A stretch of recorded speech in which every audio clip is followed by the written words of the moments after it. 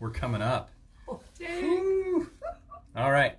Instagram's the only one that hasn't come up yet. Come on, Instagram. And We believe in you. And as always, I'm surprised.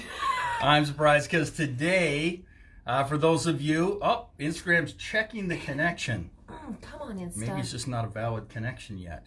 But we are excited to be coming at you live for Monday Night Live. Yes, we are. With Kate Simmons, Dean Nixon, TurningLeaf, and we are actually coming at you in 4 different feeds, which is crazy to me. So we got my laptop, Dean's laptop, Dean's phone, and my phone. So we've got it's amazing. Kate's page, my page, TurningLeaf's page, and TurningLeaf's Instagram page.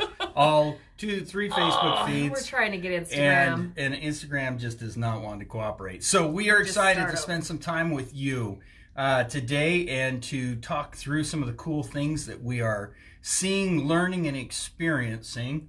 And today was a great day. Today was an amazing day. Yeah, it was an amazing day. So I just kind of had like a chillax day here at the office, but Dean was on an adventure. I feel like a world explorer excursioner lately. And so this morning I was off to Las Vegas, down to the Las Vegas Day School. It's a very cool school down in Las Vegas that works with ages from, well, actually, from, I believe, kindergarten all the way through junior high school. Oh, really? And so the group that I was able to work with, or the group I got to work with today, there's Instagram. Welcome, Instagram. Hi, guys. Sorry you're late.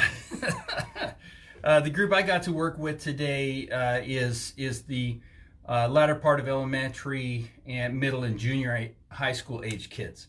So essentially, that is quite the age range. It was. I honestly did not know that was the gap. Yeah. I thought you were just going down to talk to middle schoolers. Yeah, it was pretty cool. There's about 250 plus kids in there, and was able to spend some time going over the 8 essential coping skills, the presentation that I just love giving. Love giving. Well, how did it go? What did the kids think? Well, I think they liked it. Some of the cool parts about that is the kids were really participating and they really were engaged and involved. And to me, it was inspiring simply because this is the future generation. Yes. This is the generation coming up behind us. And the interesting thing to me about it is that they are being raised during one of the most crucial times in humanity. Ooh. And social media has changed the whole understanding of who we are as human beings. It has increased our ability to have access to information like never before. It has increased our ability to be globally in tune and globally connected than ever before. So we know what's going on in Moscow. We know what's going on in Beijing. We know what's going on in New York and in San Francisco all at the same time. Right. And the consequence, I'm always talking about consequences, but the consequence of that is that it creates a lot of anxiety, it creates a lot of stress, it creates a lot of information overload and confusion. And so this rising generation, they need to know how to deal with this. Absolutely. And so it was very inspiring to me to see these 250 kids really just engaged and really wanting to know and understand and learn. It was cool. I love that you bring up that technology piece. I was listening to some podcast the other day and it was describing how to do something on the phone, like something technological. And it's like, if you're having a hard time with this, go ask the closest 6-year-old to you because they're going to be able to get it. Yeah. So absolutely, like they're brought into this world even a little bit more on the advanced side than we are. Like they jump into this technology so amazing, but on that flip side, it can sure rear an interesting little demon head. A little nuance there. Yeah. You know, I went to a workshop years ago. It was a substance abuse conference, and one of the speakers was talking about, and I've talked about this before, but they were talking about how there are natives and there are immigrants into the internet platform. And natives are individuals like the 6-year-old. Right. So they're born. So if you think about like an individual that's come from a foreign country, they're the first ones here. They're learning to speak, English. They're learning to speak whatever, if you're in France, they're learning to speak French or Portugal or wherever. But they're learning to speak the language. So there tends to be an accent. They tend to have a little bit of an accent from where they came from. Right. Where the generation that are born there, they don't have the same accent. And so they use the idea that, and I wish I could quote who had taught this. It was so genius. But they said, those of us that are immigrants, you can tell because we all have an accent. I love it. And they said the one thing that you can tell is, they said, so everybody that still uses, if I say to you, take a note, all of you that would reach for a pencil or pen and paper, raise your hand. Of course, me, I'm like raising my hand. You are an immigrant, and that's your accent. Because if I said that to a group of teens, they would just open up a page in their phone. Yep, exactly. I don't even know what to call it. That's how much they would open their phone. Where do you put it? I don't know where it goes. There's a thing in on the Apple that's called Notes. Yeah, and I'm sure Dean's a Droid user. I'm a Droid user, so and I'm sure there's Samsung Notes or something like that. Yeah, something like that. But the point being is that these kids, they are going to be a lot more technologically savvy, simply because they don't have to overcome the learning curve that we have to learn. So it's like when you're learning a dual language, you have to translate everything. And it's the same thing with technology. We have to translate it into something else to make it make sense. Right. And so it's really cool to see these kids being willing to be more in tune and really recognize, okay, emotionally, I have to be more advanced as a human being. I have to be more in tune emotionally. And they just really were engaged. It was cool. Well, I just think it's amazing, and I love every time that we get to work with kids and teens and young adults in that coping skill setting, because I just think about how more advanced I would be emotionally and down my road as a human if I would have learned those coping strategies and coping skills when I was 11, 12, 15, 16, right? Yeah. Like, that is just incredible. And I love that school district has, is it in the school district? It's a private school. It's a private school. Yeah. Has really seen the vision of that, because really that's preventative care. It is. And there's not a lot of money in our society these days that gets thrown at preventative care. That's true. Where it's disaster control, it's damage control, and very minimum of it is prevention. Yeah. Which is where the progress can be made. It's kind of this catch-22. Apparently I'm on a little bit of a social soapbox right now. That's okay. But I love it. I love topic. that preventative piece of it. Yeah. It is, and prevention is a big piece. And I think the interesting thing to me is how oftentimes people that have struggles or trials, they go through addictions, or they go through struggles with their teenagers, or they go through marital issues or addiction issues, and they have all these different things that kind of, pop up in their lives. And usually people see that as a real deficit. But what I'm learning, and what I've learned through the years, is that actually those individuals are the ones that actually get the latest information about who we are as human beings than anybody else. And sometimes those that have been through some type of counseling or therapy or some kind of programs actually have a greater depth of understanding how to emotionally cope than those that have never struggled their whole lives. And then all of a sudden they get in, like 60 years old, all of a sudden they have the struggle and they don't know how to cope because they haven't had a trial or something that's really pushed them into it. OMG, if you've made it to 60 and you haven't had an emotional trial, please call me. I would love to meet you. Tell me how you did it. Well, it does happen. It does happen. Yeah. And, there are those individuals that are fortunate. But yes. To me, it's one, it's that old saying, you don't get off of this rock without putting a little blood in the game. Yep. And you either put it in at the beginning of your life, the middle of your life, or the end of your life, or all the way through, like some of us.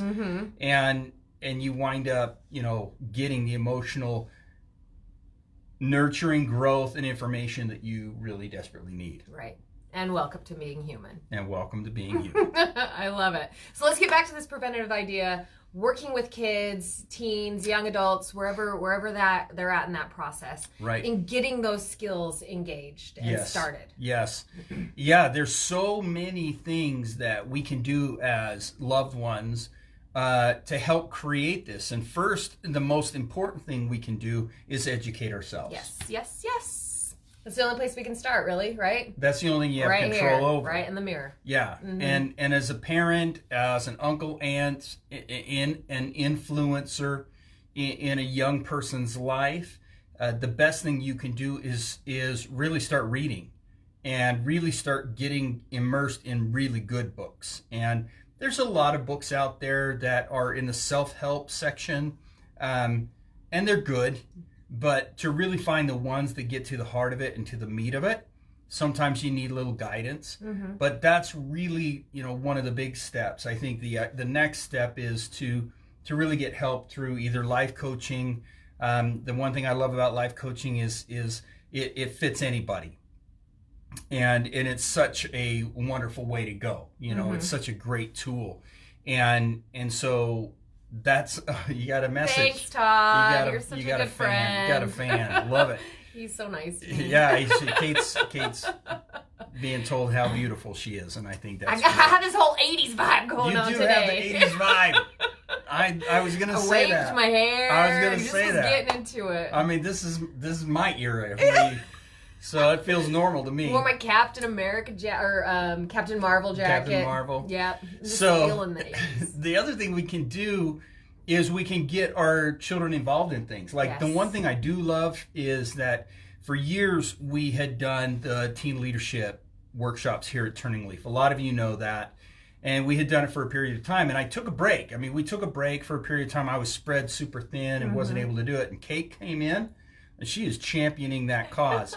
And this coming, just so that all of you out there that know, this coming Saturday from 10 to 12 here at TurningLeaf at our facility in the group room will be our teen leadership workshop. And we've got to get these kids involved. Yes. We've got to get our kids involved. And sometimes they're going to go, I don't want to go.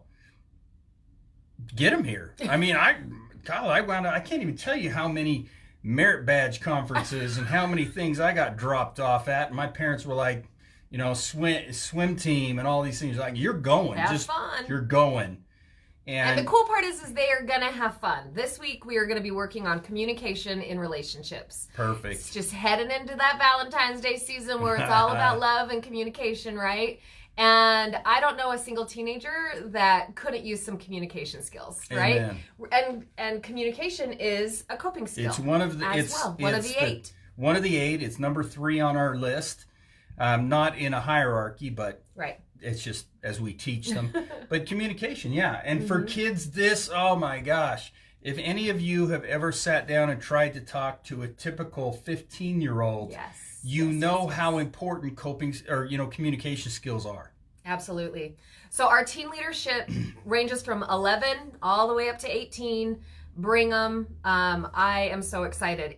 Hopefully I haven't even checked the weather. My fingers are just crossed. Because if it's a nice day, we're going to go out to the lawn and do some team building communication style stuff. So it really will be a super fun day. If it's their first time ever experiencing something like this, it'll be a really great experience for them. Yeah. And I'll have chips. Oh. And drinks. Oh.